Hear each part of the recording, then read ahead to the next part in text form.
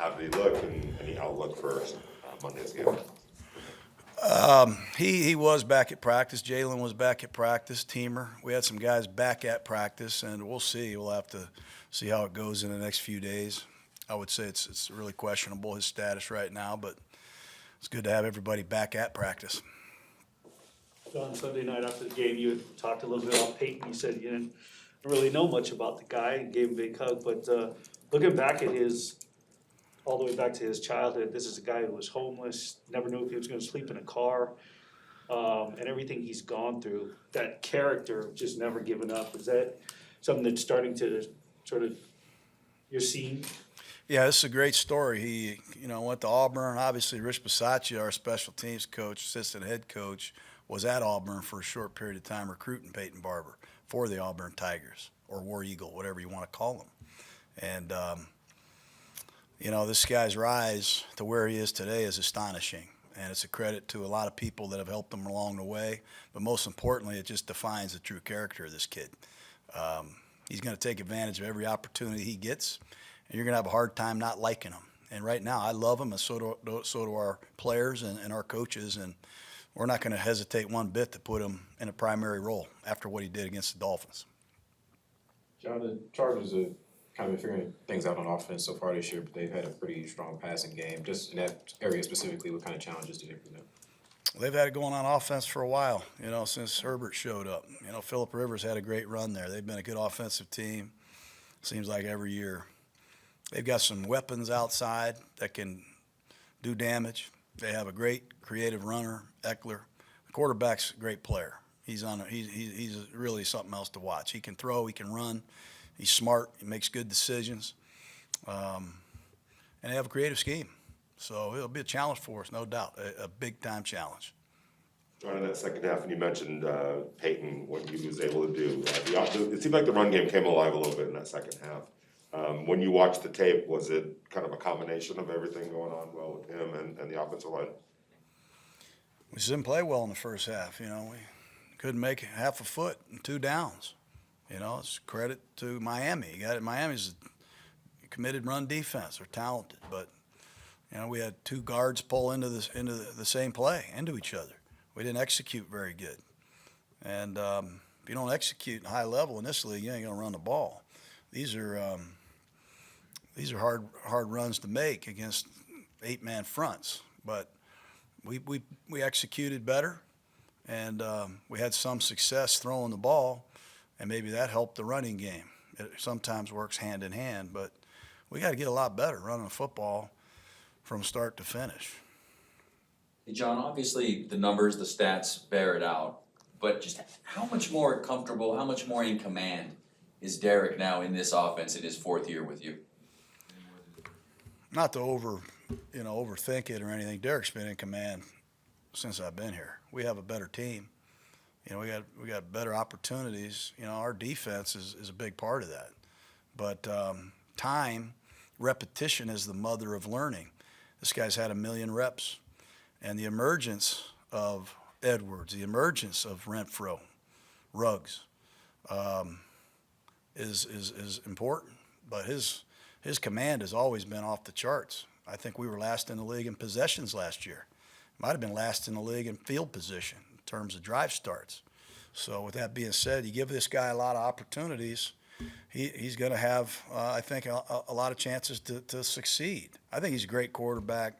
His command is very good, and hopefully it continues. It's going to have to, because the Chargers, they were impressive on the tapes that I've seen. John, because of how he plays, aggressiveness, throwing downfield, does this even put more onus this week on your front to get pressure on him so guys in the back end are protected more the way Herbert actually plays? It's hard to just unleash the rush on this guy because they allow him to scramble, and he will scramble, and he will hurt you bad. So if you don't protect the pocket, and you have a lot of coverage down the field against Williams and Keenan and all their weapons, this guy will put the ball down, and it'll really hurt you bad running. We got hurt last week with some scramble plays, so we got to really be careful. With our rush, we got to do a great job containing him first, getting to him second, and getting him on the ground third, which is not easy to do. This is a big, strong, young, tough quarterback. Home field field advantage are you expecting at SoFi, if any? I think there'll be a few silver and black fans there. I hope so. You know, I welcome Raider Nation to the field down there. I really have no idea. You know, some of those Dolphin fans snuck into our stadium last week. Perhaps Raider Nation can make a stand down in LA. We look forward to seeing the fans, obviously, and it'll be a great game, as it always is. Great rivalry. Brandon Staley obviously had a lot of success with the Rams on defense, you know, bringing that same scheme to the Chargers. What is it that makes that scheme so effective and unique? They do a great job covering people. They have multiple coverages, a great disguise package. They have a very good coverage plan every week, and they have a good rush. You know, when you don't have very long to throw it and you have multiple people in coverage, it's hard to throw the ball. They had Aaron Donald, 97, with the Rams, Floyd. Here they've got a guy named Bosa who's red hot. And they've got some good rushers up front. They have a really good coverage program there. They can roll weak, roll strong. They can play man-to-man when you don't know it's man-to-man. It's a good, effective defensive scheme. It'll be tough for us, just as it has been for everybody else I've seen against them. It comes from Vic Fangio. You know, he comes from a great mentor. And, you know, we're going to see basis of this scheme, parts of this scheme against Chicago. And when we see Denver, and certainly Coach Staley's done a great job putting his spin on things. So you guys have been really good at getting the opposing offenses off the field on third down. What kind of growth have you seen from your defense just when it comes to getting stops this year? Well, I think it all starts with pressure.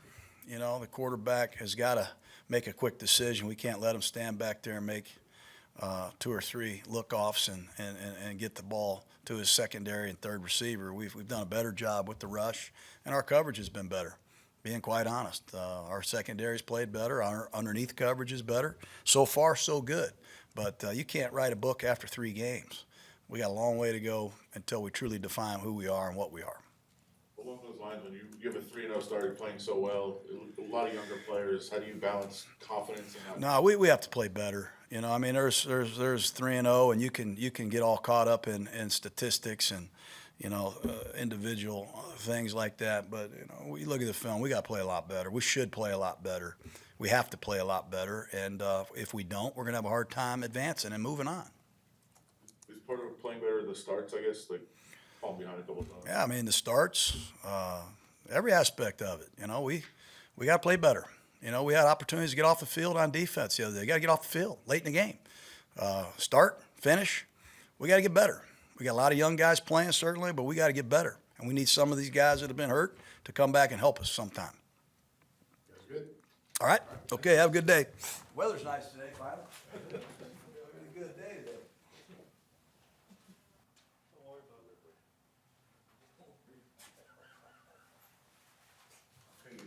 Fucking answer after so many questions, 45 people in here. Nobody, We only have 25 more. I bet. All right, guys, questions for Peyton Barber? Peyton, when you see how your career has evolved, do you still take time to think back to what you've been through your childhood with your mother and your sister?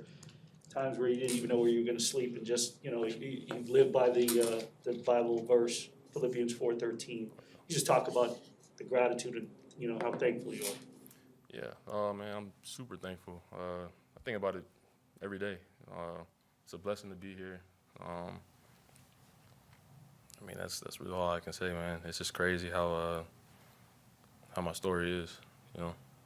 I talked to Gus yesterday for a little bit, and it's funny because he said he never saw you without a smile on your face. The other night, Gruden said he barely knew you, never see you smile, anything, give you a big hug. But he talked about how you've always used your struggles with ADHD and dyslexia more toward an advantage. And you've taken things that you struggle with and use them against them to sort of forge forward. Can you just touch on that? Yeah, I mean, shoot, I'm dyslexic and I'm ADHD, but you know, that doesn't stop me. If anything, you know, I see it as a advantage. So. Do you still have at times struggles reading playbook or? Oh yeah, yeah. I'll struggle with it, but I just know that It's really repetition. If I keep on beating it into my mind, I'll eventually get it. So. And what was the biggest thing that you probably didn't really know about Carr coming in that has really impressed you or really taken you off guard since you've come here? I didn't really know much about him. I just knew he was a good quarterback. But like I said on Sunday, he's way better than what I thought he was. Definitely, he's a beast. It's not something that running backs get a lot of attention from, but you've been kind of praised for your pass blocking, and you did well in that last week. What's kind of the key to that, doing well in that area as a running back? Just watching film, watching different guys' tendencies and stuff like that. And just really being up for the challenge. So. One of the other things that stood out was every time that it wasn't gonna take one or two tacklers, it was gonna take a gang of them to get it down. What's your workout regimen like as far as, when you're in the weight room, especially leg day? I'm assuming that might be your favorite day. I've always been kind of naturally strong, I guess. I won state champion in weightlifting my junior year of high school. So, I've always been naturally kind of strong. So. When you got here, the locker room, a lot of times with successful teams in any sport, right, at the pro level, it's all about the locker room, chemistry. What's it been like since you got here as far as that? We've heard the word brotherhood thrown around a lot as far as the inside the locker room. That statement right there is really true. It's not a facade. I really think that we really do have a special group of guys.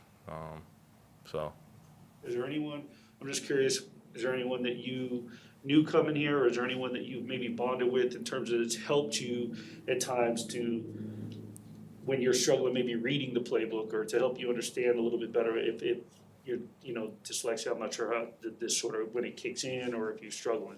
Well, I knew a couple of guys coming into it. I was in Tampa with a couple of guys, and then I had trained with a couple of guys before. But the main guy that I've been hanging with is Kenyon Drake. He's helped me out with a lot. So. The Kenyon or the other guys seem like half your locker room's Alabama guys. You get a little grief about that. Yeah. They gave me a little grief on this past Saturday. We almost dropped the ball, but we ended up pulling through. So. You credited the offensive line for your performance on Sunday. Could you tell, did they get stronger as the game went on? Does it look that way? And how did you see that kind of come through? Oh, yeah, for sure. Like I said, man, the offensive line, we got a great group of guys. Hey, Peyton, after the high and the emotions, everything of getting that win in overtime on Sunday, and then a couple nights later, you guys are all sitting courtside at the WNBA game. Yeah. Well, how wild was that atmosphere for you guys to be part of that? Well, that's pretty cool. That was my first WNBA game, and then to be courtside, that was pretty cool. Was Mom here Sunday? She wasn't. She was actually up in Washington, moving out the rest of my stuff. So. Is she excited to get down here for you to see first game in Las Vegas? Well, yeah, she came for the Monday night game against the Ravens, but yeah, I know she's excited to get back out here. So.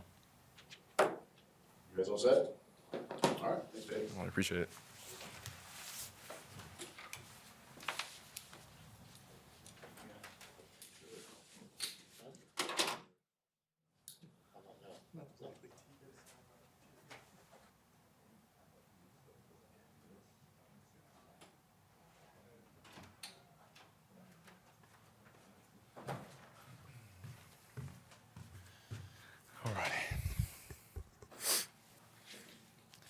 All right, guys, questions for Derek Carr? At this point in your career, the player of the month stuff still mean anything for you?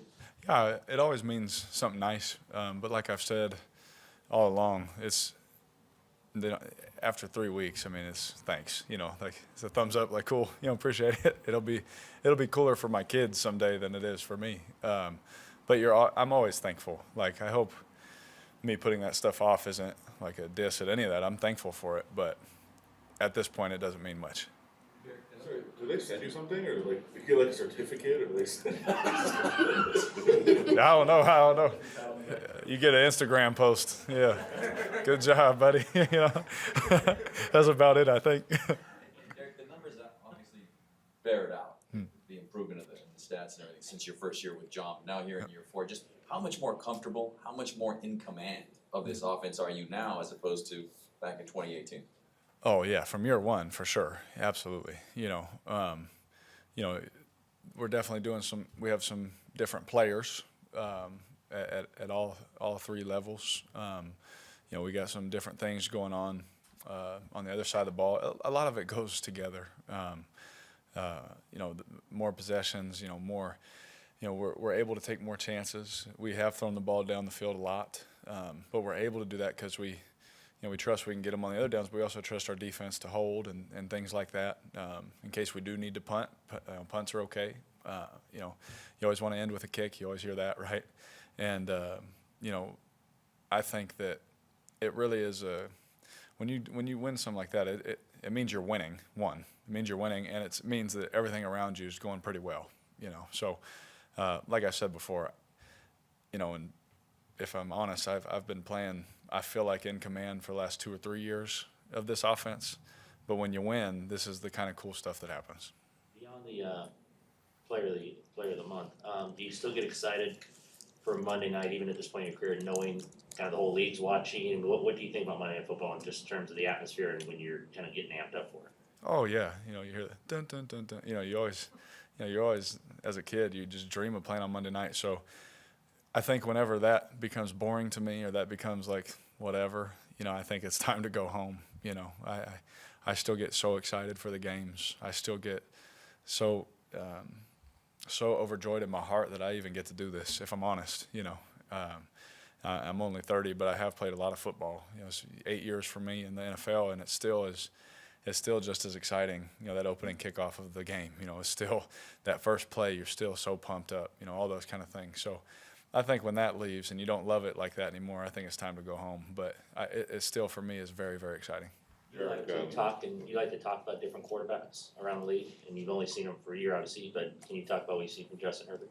Yeah, he's very, very poised, very athletic, big arm. I think he has a bright future ahead of him. Obviously in the division, so hopefully not too bright, you know. But I don't root against anybody. I wish him all the success in the world. I've always been that way with anybody, even if I don't like them. If I'm honest, there's a few that I don't like, but he's not one of them. You know, I like him. He's always been awesome. From what I hear, he's a super, super nice, humble guy. And the times I've been around him, he's been super humble, and it's been a joy, you know, for those moments. And I know people that know him and they love him, you know, and I appreciate that about him, you know. But he's definitely a heck of a player, and hopefully for his sake he will be, you know, for a long time. Derek, Josh returned to practice. You know, we'll see if he's able to play on Monday. Yeah. But that run game has been a little bit choppy to start the season. Any idea, or can you put your finger on what that might be? And it seemed like you found something in the second half on Sunday. Is that something that you could build on?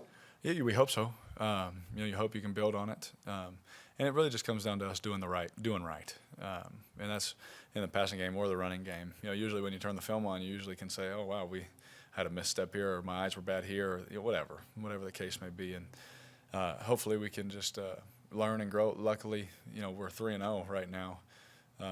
And like I said after the game, whether it's a good or bad thing, we haven't played our best football yet, and we're more focused on every day grinding and trying to get better. Like, we want to be a better team. We want to be a better offense. We want to be a better defense, special team. We want to be better, you know, than we were last week, because you turn the film on, you're like, gosh, man, I can do better than that, you know, and you're always striving for that. So hopefully we found something there.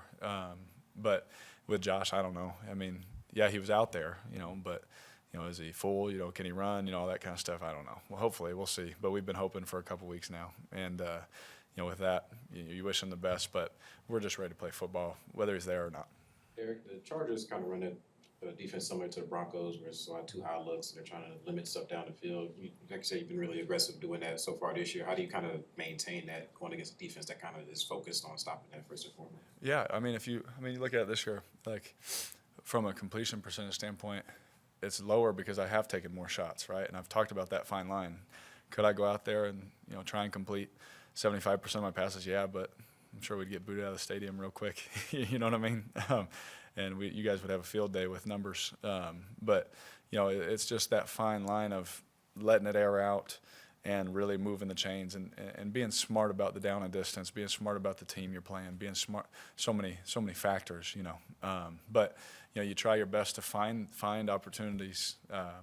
But at the same time, you have to be smart. My number one job is to take care of the football, and that will always be at the forefront of who I am as a quarterback. I have ball security, is trying my best to take care of the football. And in this league, it's hard to do, especially against how tight the coverages are and how they match them and stuff. But when you play a team like this, you got to be smart. But obviously, you never shy away, but you got to be smart as well.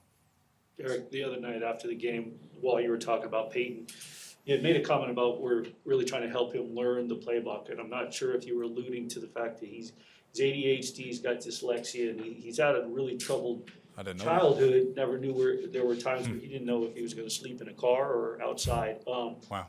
Over the last 3.5 weeks, what have you learned about his character inside the locker room? Well, I can tell you a lot about his character because I knew none of that. He does not say anything about those things. He doesn't make any excuses. He doesn't. That blows my mind. It makes me love the guy even more than I do because he hasn't mentioned any of that, And I'm like, hey, I'm always talking to him. How's it going? You doing good? Everything all right? Yeah, good. Yep, all good. He doesn't make, if he does make a mistake, he's never said, oh man, well my whatever, is going on. He's never said anything, And I think that's a really impressive character trait that he has that says, I'm going to overcome this and I'm going to work my tail off no matter what. And he's done a great, fantastic job. And so, the fact that you said that, and I had no clue about any of that. I mean, hopefully that says a lot about the guy, and his character because he doesn't want to make any excuses, and he has every right to, with certain things, especially with the numbers and all those things that may be confusing and things like that, maybe to him, I don't know, but he hasn't shown up like that to me at least. He's been rock solid, and I tip my hat to that guy, and that's impressive. Talking about that defense, when you turn the tape on, what is it that kind of jumps out to you that's unique about this scheme that Staley employs? Yeah, well, I mean, I don't want to give away too many things. No, but obviously you look, everything in the NFL starts up front. They got Bosa, they got some other guys up front they've drafted and brought in from free agency from other teams, and that are good players that I've played against, and some that are new to this team that I've played against other teams, but they're loaded up front. They got linebackers that are athletic. They can run. Secondary is veteran group. Derwin, I've always believed, is one of the best players completely in the NFL. It's been a shame just his injuries, and he hasn't been able to play as much as he would probably have liked to because he's a rare special talent. One of those rare, once in 10 years kind of able to do what he's able to do at that size and that speed and that strength. They line him up in different places. He's able to do a lot of things for them. And so you got them, and then the corners, the young guy is very athletic, smart. I remember my brother playing against his dad, and how good his dad was and smart and just being able to read plays and things like that. You can see it, in the son as well. He has those traits, and 43 is a heck of a player. Played against him before. Long, speedy, athletic, good feet. Chris Harris is one of the best nickel corners. I think that I don't know if he's going to play or not, but he's a heck of a player. Number 20 is a great player. He's fast, can run around, cover. He's good cover skills. He's physical. The safeties can all run and hit. They can cover. It's a tall task, but that's the NFL. I mean, you look at every week we've played, you're like, gosh, they have that guy or this or that scheme, or and it's that's the NFL, and that's what you sign up for. So we're excited to play against them. But it is a challenge based on not only the scheme but the players that they have. A lot of people can run that scheme, but if you don't have certain players in certain spots, it's going to be rough. But they got a lot of good players. I get this is kind of nitpicky, but as good as you've been quarters 2 through 5, first quarter has not been your best quarter as a team. Is there any explanation or any focus on starting quicker? Yeah, I mean, the emphasis is always for like 2 years now has been finish, you know, and we got to get back to let's start fast and then let's finish, you know, but again, that's pro football. It's everyone wants everything to be perfect for 4 quarters. For us, 5, right?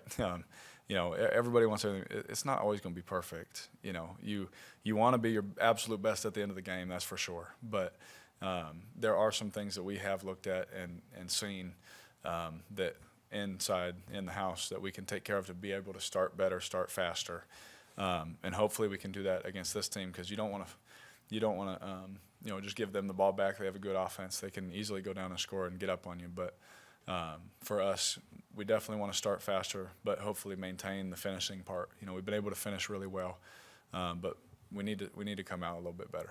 Derek, historically, when the Raiders go down to Southern California, it's usually a Raider-centric type of a crowd. It's been in soccer stadiums in Los Angeles with the crowds. Now it's SoFi Stadium. What kind of atmosphere do you expect, and do you expect Raider Nation to show up? Well, in my past, you know, before playing in SoFi last year with no fans, you know, whether it was in Los Angeles at that soccer stadium or in Qualcomm in San Diego, it was another home game. You always looked at it as another home game, and that's no disrespect, it's just a fact, you know. And, you know, the way you practice, the way you meet, you know, like it felt like a home game. And I fully expect Raider Nation to, you know, take over the majority of the stadium again. They usually do.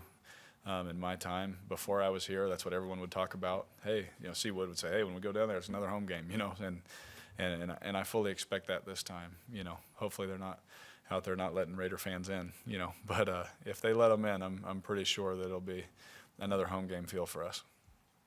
Is there a conversation you have with maybe some of the younger players about, hey, you're 3-0, but don't get overconfident every single week. You have to grind the same way. Like, is that something that's a process in the building? Yeah, I mean, I've absolutely have had individual conversations. Not that I felt like I had to, but just in communication, just, hey, 3-0 is great, but if we lose the rest of them, we're all going to be looking for jobs. You know, like that's just how this game goes. So you just got to keep grinding, stay true to what we've been doing, and you know, really, it's in the details. It's in making sure it sounds so silly, but making sure our locker room's clean, making sure that we're not late to weigh-ins, making sure we're not late to meetings, making sure that we're, you know, eating the right things, going to bed on time, not spending too much time doing other stuff. You know, keep committed to what we've been doing because it's working. And don't let little things – see, when you win, sometimes it's easy to let the little things slide.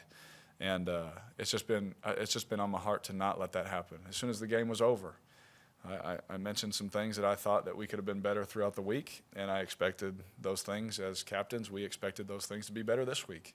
And we won the game, you know, so we're trying our best to not let the exciting start and then fall off thing happen. We're trying our best to maintain through the whole season, and we'll see where it lands at the end.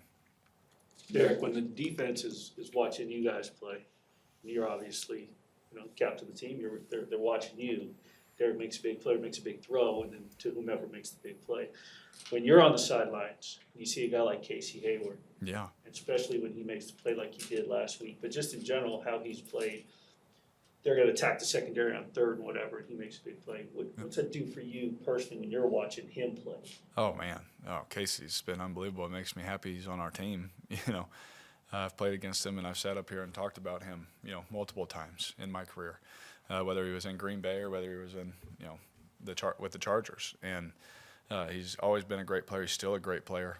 And, you know, what that does for you is, you know, it's like when you hand the ball off to a running back in the game and on your sideline he trucks somebody. You know, you see the whole sideline. It's just it's football. You know, everyone gets excited and they're like, oh, yeah, we got this, you know. Or same thing with Abram or Perryman when they come downhill and, you know, lay somebody out. You know, you're like, yes. You know, last week even when Corey, he fit a gap, he hit the running back, and the whole crowd went, ooh, you know, that stuff gets everybody going. You know, and as a player, you feed off of that stuff. You know, and so for me to see our defense making plays like that, especially Casey on the back end, it's exciting. You know, because now I can take more chances. Now I feel like I can maybe try and fit that ball in on a third down rather than taking the easy one, and hopefully getting the first down. Like you trust the other side of the ball to make the play, and you play team football. And it's a more freeing way to play quarterback. Let's do one more, Paul. Hey Derek, talk to Rich Gannon, who obviously played for John and got his career going playing for him. And he talked a lot about how the constant communication between quarterback and coach turns into anticipation. Yeah. To the point where the play call would start to call in, John would start it, and then Rich would finish it. Yeah. Where are you now in that relationship in terms of the why? Why is he calling this play? Oh, because and all that happens in this. Scrimmage. Yeah. I think it's always a work in progress. But I don't want to say we're there, because I never want to feel like you've made it somewhere. But there's definitely, it's every time. As soon as he starts calling it, I'm already calling it in the huddle and finishing it. We're breaking the huddle and he's still calling it in the headset. When he's looking at me and he says, "Hey, this or this," and I'll be like, "The first one," and that kind of stuff, and just that trust, that we have, and then for it to work. And he looks at me, gives me a thumbs up, and goes to the next one. It's just those little things that we feel like we're in a good place. But he's just from some coach from Dayton, and I'm just some quarterback from Fresno that we're just trying to make it. So we're still trying our best, even though we beat UNLV. It's gonna happen in Hawaii.